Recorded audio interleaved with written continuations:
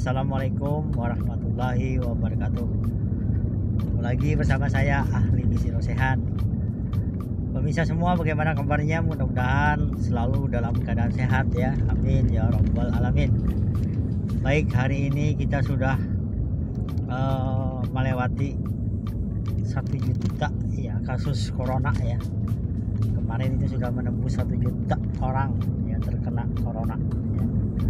Nah, ini mungkin merupakan berita besar ya, yang kita mungkin cukup sedih juga ya, karena memang penyakit ini makin meningkat jumlahnya. Bahkan di saat pemberitaan mulai sepi, tapi ternyata frekuensi penularan COVID-19 ini sangat tinggi ya. Nah, kita mestinya juga harus hati-hati, waspada, karena orang-orang yang sudah menderita corona ini meningkat ya. Apalagi banyak yang masih belum diketahui apakah dia menderita corona atau tidak. Saya akan membahas tentang zat gizi apa saja yang bisa meningkatkan kekebalan ya. Sambil saya jalan, tetap konsentrasi. Saya akan memberikan penjelasan apa saja yang harus kita perhatikan dalam meningkatkan daya tahan tubuh kita ya. Nah, corona ini adalah suatu virus ya, dimana virus ini sampai sekarang memang seluruh penyakit virus kayaknya belum ada yang obatnya ya memang, tapi cara menawannya adalah dengan meningkatkan kekebalan ya. Sekarang sudah ada vaksin, alhamdulillah, vaksin corona ya, COVID-19, tapi masih banyak yang belum mendapatkan, karena memang sekarang prioritas adalah petugas kesehatan. Kita sebagai orang yang belum mendapatkan itu ya, kita harus meningkatkan sistem kekebalan tubuh kita sendiri ya pemirsa. Apa saja yang harus kita konsumsi agar kita bisa meningkat sistem kekebalannya ya. Nah, pertama, kekebalan itu kan berasal dari namanya protein ya. Jadi sistem kekebalan kita tuh bahan dasarnya adalah protein.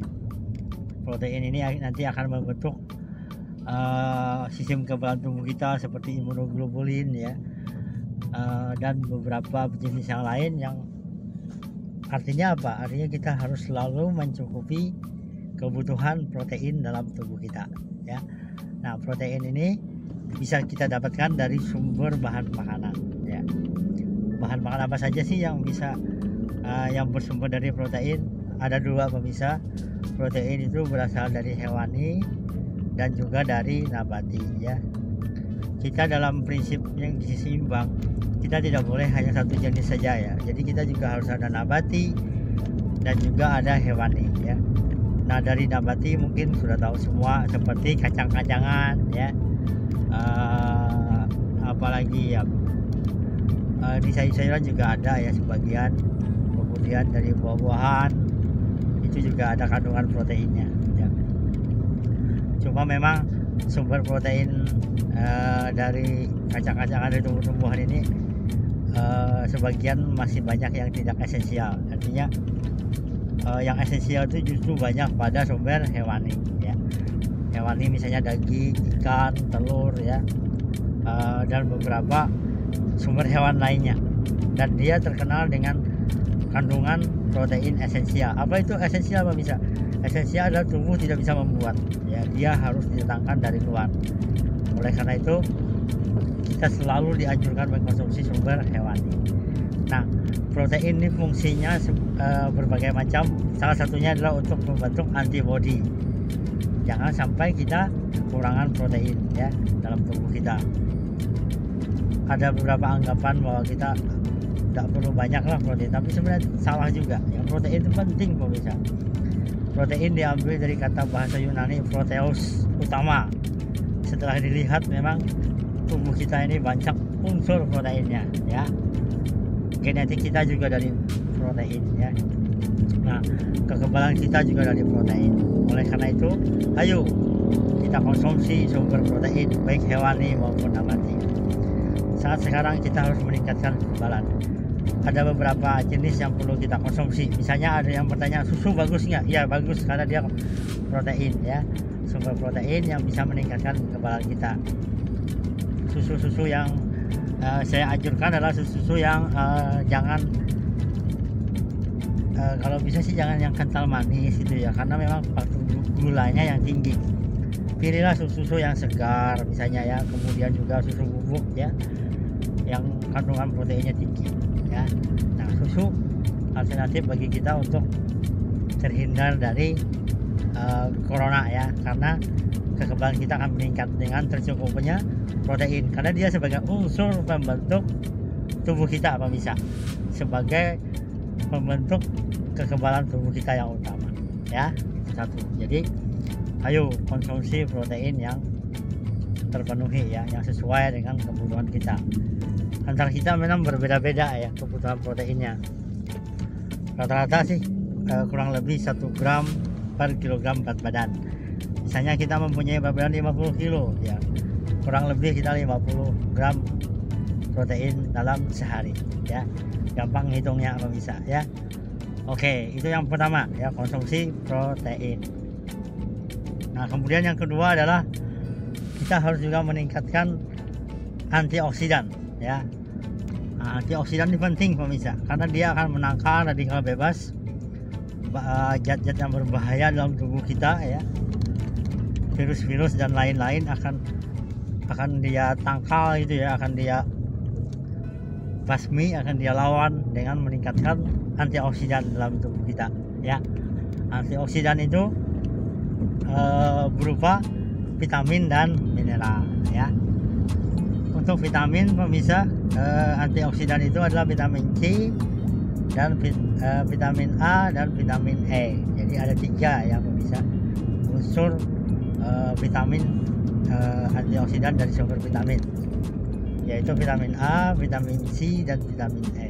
Nah, ini harus tercukupi pemirsa agar kita bisa sehat, kuat melawan virus ini ya. Dari mana saja sumber-sumber vitamin A, C, E ini pemirsa? Ya, kita bisa dapatkan dari buah-buahan dan sayur-sayuran ya, karena mereka memang kaya vitamin ya. Misalnya dari buah-buahan, buah jeruk ya, buah rambutan, buah pepaya, buah pisang ya. Rata-rata buah-buahan kaya akan vitamin A, vitamin C dan vitamin E, dan mereka adalah antioksidan ya, akan menangkal radikal bebas. Kemudian beberapa sayur-sayuran juga, apalagi sayur yang berwarna ya, misalnya wortel, lampu merah ya, dan beberapa makanan lain yang kaya akan antioksidan. Jadi kita harus selalu mengkonsumsi sayur-sayuran pemirsa setiap hari agar kita sehat ya. Di samping kita mengkonsumsi protein tadi. Berapa anjuran makan sayur-sayuran?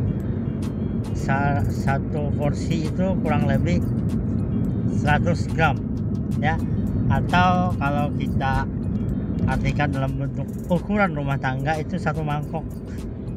Ada nggak pemirsa makan sayur itu sebanyak 1 mangkok ya? Ya berarti kalau Anda makan kurang dari itu berarti masih kurang akan porsinya ya. Kita dianjurkan 3 porsi sehari, makan pagi, makan siang, dan makan malam atau sore. Dan sumber yang kedua dari buah-buahan ya. Buah-buahan kaya akan antioksidan. Jangan pernah lelah untuk makan buah-buahan, karena buah-buahan itu enak, kaya akan antioksidan. Seperti buah mangga ya, buah pepaya ya, buah ya, banyak sekali. Kemarin sudah saya bahas arti warna dari buah-buahan ya. Itu. Dan dari yang berikutnya antioksidan dari mineral ya. Dari mineral itu sebagai antioksidannya adalah selenium ya.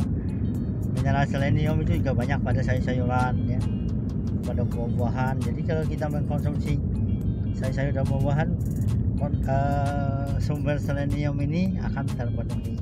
Dia akan mengubah, akan menangkal radikal-radikal bebas yang berbahaya bagi tubuh kita ya. Ingat itu pemirsa.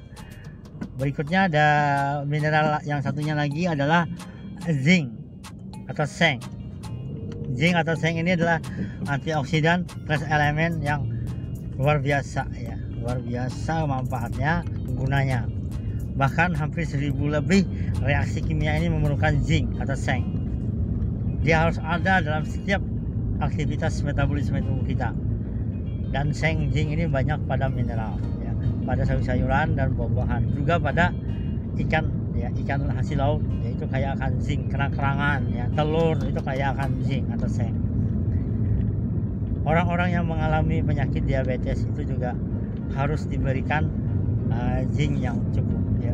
Jadi dia di samping minum obat diabetes dia juga diberikan zinc, karena di beberapa hasil penelitian ternyata zinc ini membantu memperbaiki insulin ya, insulin kita menjadi lebih baik ya, lebih bermanfaat untuk membuat metabolisme glukosa kita bermanfaat ya.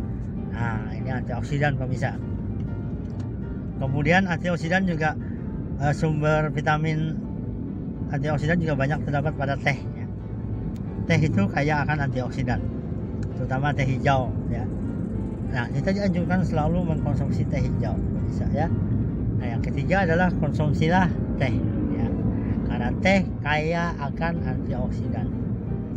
Bahkan teh itu mengandung vitamin E nya 5 kali lipat lebih banyak dari sumber yang lain ya, luar biasa. Orang-orang dahulu ya, orang-orang Jepang, orang-orang Korea, orang-orang Cina itu mereka jarang sakit karena kebiasaan mereka setiap hari mengkonsumsi teh, terutama teh hijau. Nah, kita gimana? Kita juga harus ikut seperti itu. Cuma sayang sekarang pemirsa, kita kadang-kadang mengkonsumsi teh itu malah tehnya sedikit, gulanya yang banyak ya. Nah, justru gula yang berlebih akan menurunkan sistem kekebalan ya. Nah, itu. Jadi pertama tadi konsumsi protein, yang kedua antioksidan, vitamin A, vitamin C dan vitamin E serta mineral yaitu selenium dan zinc ya. Nah, kemudian apalagi yang berikutnya adalah mengkonsumsi teh. Teh akan meningkatkan sistem kekebalan kita pemirsa ya, kekebalan kita akan meningkat dengan mengkonsumsi teh ya. Berikutnya apalagi yang keempat pemirsa, yang keempat adalah mengkonsumsi namanya probiotik ya. Kenapa probiotik itu bisa meningkatkan kekebalan? Sistem kekebalan tubuh kita tuh ada yang berada di tubuh kita dan juga ada di pencernaan ya. Di pencernaan juga tinggi sistem kekebalan kita.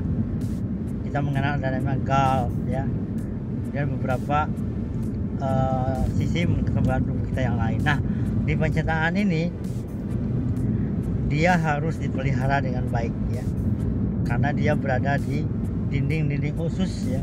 Sistem kekebalan kita tuh di dinding-dinding usus, di jonjot-jonjot gitu ya, di handuknya itu ya, yang banyak. Kalau pemirsa mungkin pernah melihat perut sapi ya, perutnya itu kan dibuka yang kelihatan yang jeroannya itu ya, yang kayak handuknya itu. Nah, di situ sebenarnya sistem kekebalan kita banyak pemirsa. Nah, itu nanti kalau tidak dilindungi oleh bakteri yang baik akan diganggu oleh bakteri yang jahat ya. Dia akan melindungi dinding-dinding permukaan usus kita sehingga pencernaan kita jadi bagus ya. Saat kekurangan akan probiotik atau bakteri baik itu, maka bakteri jahat akan bisa masuk ke dalam pencernaan kita, masuk ke darah yang kita kenal dengan namanya sepsis ya, translokasi kuman ya. Nah, ini sangat berbahaya.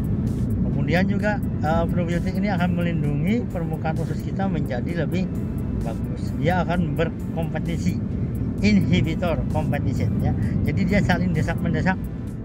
Kalau jumlah bakteri baiknya banyak, otomatis tubuh kita akan kuat ya, akan menghindari terpaan dari bakteri jahat yang ada di usus kita juga.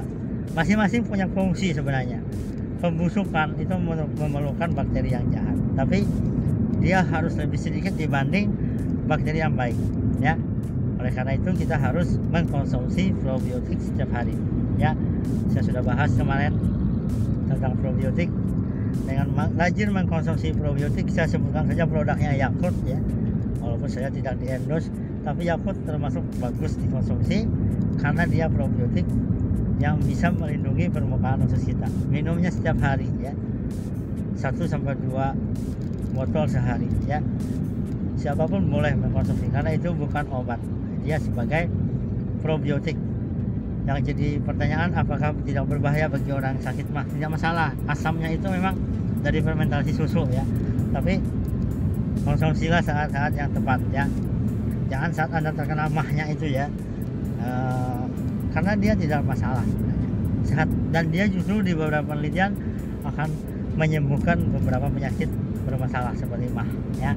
Oke, konsumsi Yakult atau probiotik setiap hari. Kemudian apalagi pemirsa yang perlu kita tingkatkan agar kita tetap sehat, yaitu adalah mengkonsumsi bahan makanan yang tinggi serat ya. Karena tinggi serat akan menghindari kita terkena penyakit degeneratif ya. Kembali lagi, berarti kita harus banyak mengkonsumsi sayur-sayuran dan buah-buahan ya. Saya sudah banyak kupas tentang manfaat buah-buahan, terutama pisang misalnya ya, kalau bisa ya itu. Nah, yang terakhir, kita harus berolahraga ya. Sistem imunitas tubuh kita akan bagus, akan meningkat kalau kita rajin berolahraga. Olahraga itu penting pemirsa, menghindari kita terkena berbagai macam penyakit. Aktivitas fisik harus benar-benar kita jalankan. Kalau kita tidak sempat berolahraga, kita harus banyak bergerak ya. Karena dengan bergerak, dengan beraktivitas, tubuh kita akan menjadi lebih sehat ya. Oke, semoga kita bisa terhindar dari corona, karena sekarang menembus 1 juta orang terkena corona ya. Oleh karena itu, ayo kita jaga kesehatan dan ingat selalu terapkan 3M ya. Pertama, pakai masker ya, pakai masker. Yang kedua, mencuci tangan pakai sabun, dan ketiga, menjaga jarak ya. Hindari kerumunan yang banyak ya, karena corona masih banyak dan kita masih belum mendapatkan vaksin ya. Oleh karena itu, kesehatan itu penting, tingkatkan kekebalan. Laksanakan yang saya sebutkan tadi. Pertama adalah konsumsi protein yang terpenuhi. Yang kedua adalah konsumsi antioksidan dari vitamin C, A, dan E, serta mineral selenium dan zinc. Ketiga, konsumsi teh hijau ya, atau teh ya. Yang keempat adalah mengkonsumsi serat ya, dari buah-buahan dan sayuran. Dan terakhir adalah berolahraga. Saya yakin dengan rajin mengkonsumsi ini kita akan terhindar dari corona. Walaupun dia masuk tubuh kita, dia akan lari karena kekebalan kita sangat tinggi. Oke, terima kasih. Semoga ini bermanfaat. Kalau ini bermanfaat, tolong like dan bagikan ke teman-teman kalian ya. Secara tidak langsung kalian juga akan memberitahukan teman-teman kalian pentingnya menjaga pola makan agar kita terhindar dari sakit ya. Terima kasih. Saya akhiri. Assalamualaikum warahmatullahi wabarakatuh.